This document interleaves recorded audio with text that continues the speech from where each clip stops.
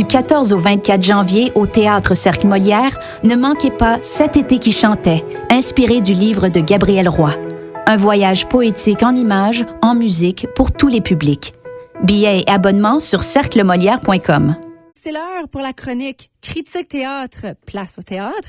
Et puis, on accueille encore une fois ici Daniela Smith-Fernandez qu'on avait eue la dernière fois pour parler théâtre. Bonjour, Daniela. Bonjour, Caroline. Et t'es accompagnée aujourd'hui d'un accomplice, si on veut le dire comme ça, Skyler Bélanger. Bonjour, Skyler. Bonjour, Caroline. Comment vas-tu?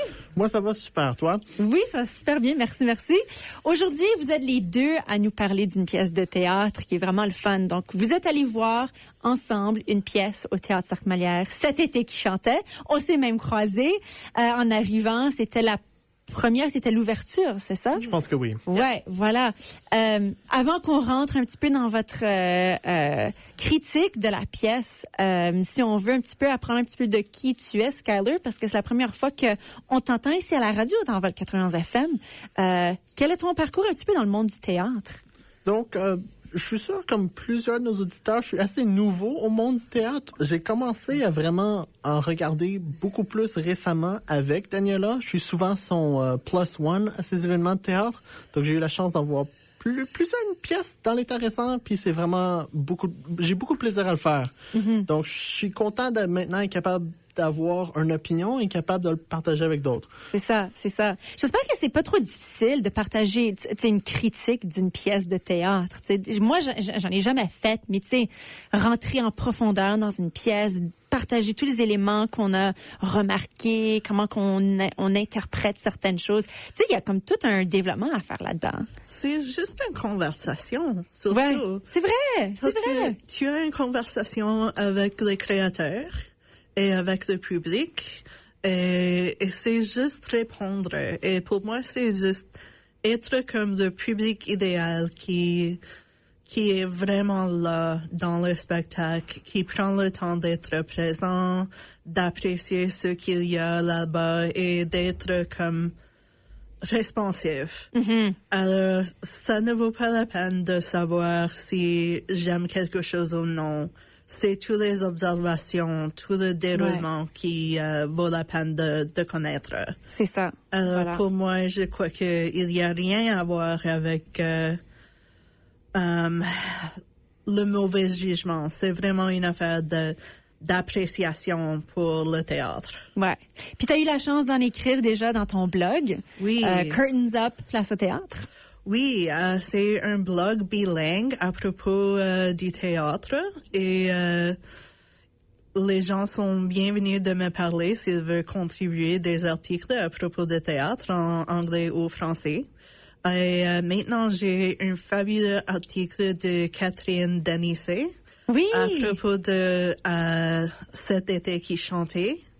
Alors, c'est vraiment un plaisir d'être capable de présenter quelque chose comme ça. Voilà. Et, je veux que c'est une façon de partager des opinions et d'avoir une conversation. C'est ça, c'est ça. Rentrons dans la pièce Cet été qui chantait. Vos premières impressions, vous êtes rendus là, vous vous êtes mis dans la salle. Parlons de l'expérience pour vous deux. Donc, pour moi, quand je suis rentré, j'avais vraiment aucune idée à quoi m'attendre. Je savais rien à propos de la pièce. Donc, quand j'ai appris au début que c'était une pièce de marionnettes, je savais pas trop à quoi m'attendre. Dans ma tête, tu penses à Pinocchio, vraiment, qu'est-ce que tu penses à des marionnettes traditionnelles. Mm-hmm. Mais franchement, oublie ça complètement, ça n'a rien à voir avec ça. C'est vraiment un monde de marionnettes que je savais même pas possible. Puis ça m'a vraiment ébloui. J'ai vraiment beaucoup aimé ça. D'accord. Ouais, c'est un jeu quand même assez remarquable, hein, parce qu'on n'a pas juste la marionnette sur scène, mais on a des comédiens, c'est ça? Oui, 100%. Mm-hmm. C'est plus ou moins comme un spectacle d'art, une œuvre d'art où chaque mention est tellement bien pensée.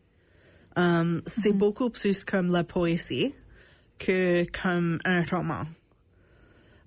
Si d'habitude les œuvres de théâtre sont plus linéaires, il y a une histoire, un conflit, tout ça. Mm-hmm. Ça, c'est plus comme poétique.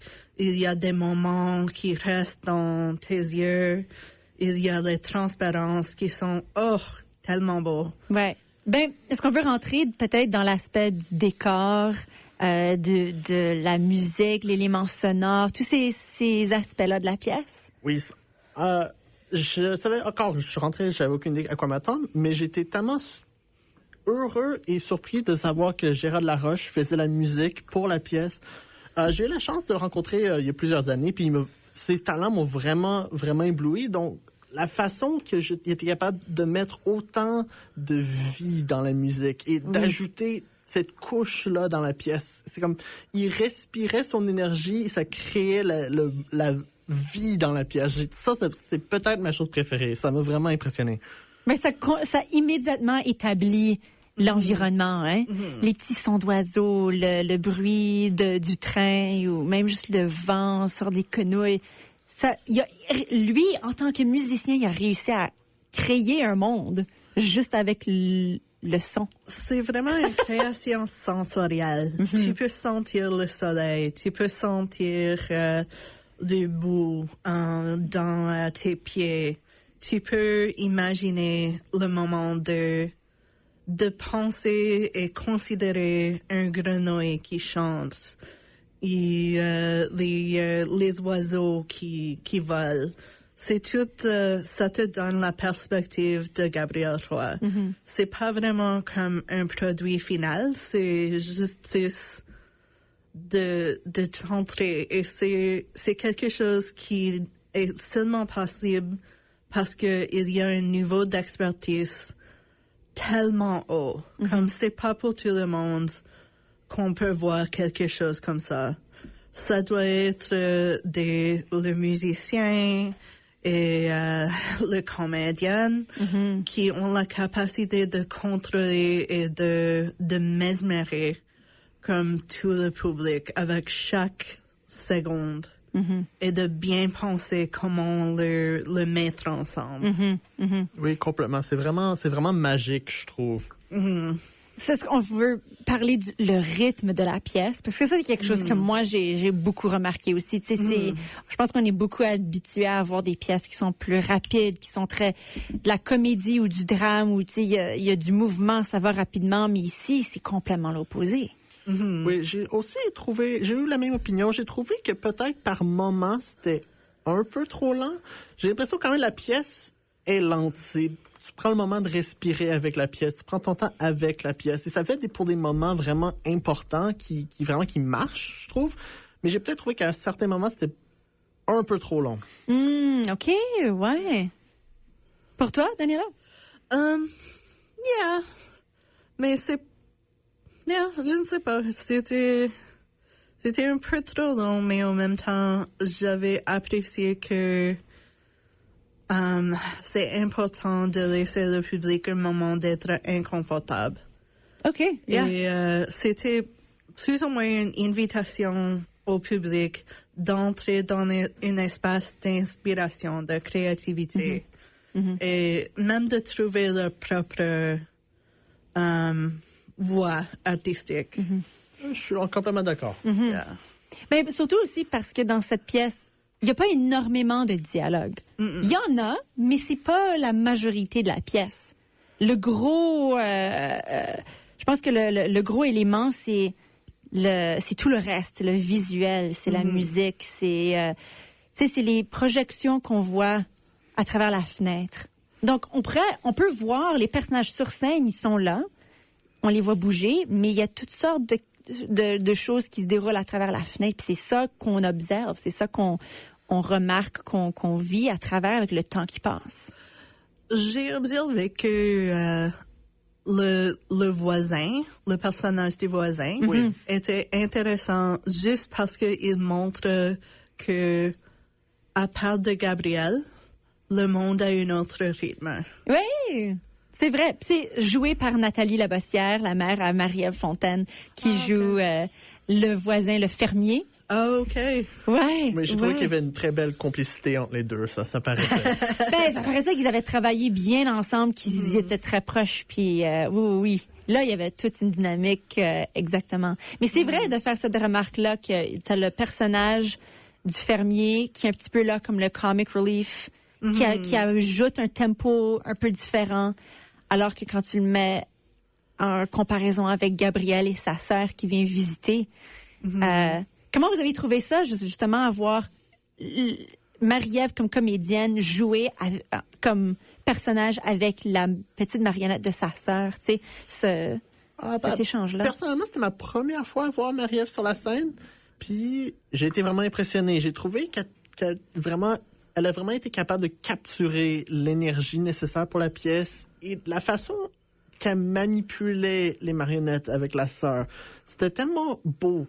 Et même s'il y avait très peu de dialogue, tu ressentais les émotions tellement que dans les moments plus tendres, tu as les larmes aux yeux à cause que c'est juste...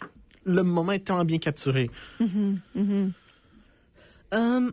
Pour moi, ce qui m'a touché, c'est l'idée de l'échelle. Parce que la marionnette de la sœur est tellement plus petite que Gabrielle. Et le voisin est un comédien normal. Alors, j'ai eu l'impression que c'est un peu comme Gabrielle imagine que sa sœur est plus vulnérable. Elle est plus comme un jouet, plus fragile. Elle a besoin de prendre soin d'elle.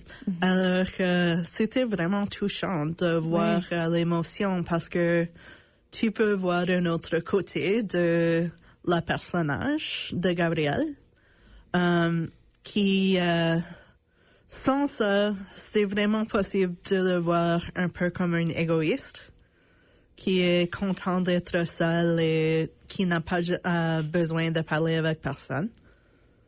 Ouais. Je trouve qu'il y a quand même des vraiment beaux moments qu'on a vus là-dedans, parce que avec le jeu de la marionnette, on est obligé de être dans le moment, le temps qu'ils prennent pour faire un mouvement, bouger les pieds, bouger un bras, juste faire un mouvement, on nous oblige d'être là à voir le temps que ça prend pour faire un certain geste, de faire une scène sans parole, juste avec le visuel. Puis c'est ça qui est vraiment impressionnant qu'ils ont pu réaliser. Si vous pouviez donner quelques mots, quelques conseils pour le public qui n'a pas encore vu la pièce, mais qui pense se rendre, quelque chose à leur dire, leur avertir par rapport à la pièce de cet été que je chantais. Entrez avec une mente ouverte, parce que ce n'est pas probablement le théâtre que tu as vu, mais si tu es disponible à laisser entrer le rythme de l'œuvre, tu vas vraiment profiter de l'expérience et sentir à la fin, comme Gabrielle, un peu avec plus d'énergie, avec la créativité d'entrer dans le nouveau chapitre, fais comme tu veux. Et pour moi, presque la même chose. Comme moi, j'ai eu tellement une bonne expérience à y aller avec un cœur ouvert, sans aucune idée à quoi m'attendre. Donc, j'ai l'impression que si, comme auditeur, vous y allez, allez-y avec un cœur ouvert, allez-y sans rien savoir, et vraiment, laissez-vous la chance d'avoir un moment avec la pièce. C'est vraiment touchant, et je pense que ça vaut la peine. Voilà. Ben, merci beaucoup de nous en parler. Daniela, on peut trouver le blog sur ton site, ton article sur ton blog de Curtains Up, Place au théâtre. Oui. Il y en a déjà quelques-uns. Et tu vas en ajouter d'autres bientôt, là, parce que tu es allé voir d'autres pièces, par exemple au MTC. Et demain, tu t'en vas voir une pièce au PT. Oui, je viens d'ajouter un article sur le Murder on the Orient Express. Puis je vais aller voir Big Stuff à PTE demain. Alors, je ne comprends pourquoi les gens me donnent des billets pour faire des critiques de théâtre. C'est plus ou moins un bon deal. La chose la plus magique du monde. Mais c'est ça qu'on veut, hein. On veut que les gens parlent de notre pièce. On veut que les gens parlent de notre œuvre pour que ça attire davantage du monde, puis que ça amène des gens dans les sièges. C'est pas mal ça. Génial. Ben, je voulais te dire qu'on va avoir ta prochaine chronique cette semaine, Daniela, jeudi. Tu vas venir pour nous parler des deux prochaines pièces. Absolument. Excellent. Je suis vraiment excitée. C'est vraiment un bon deal de faire des critiques au théâtre. Je peux écrire de quelque chose que j'adore. Puis les gens me donnent des billets. C'est parfait. C'est excellent. Skyler Bélanger, Daniela Smith-Fernandez, merci à vous deux pour la critique de théâtre aujourd'hui. Merci à toi. Bonsoir. Bonne soirée. Bonne soirée.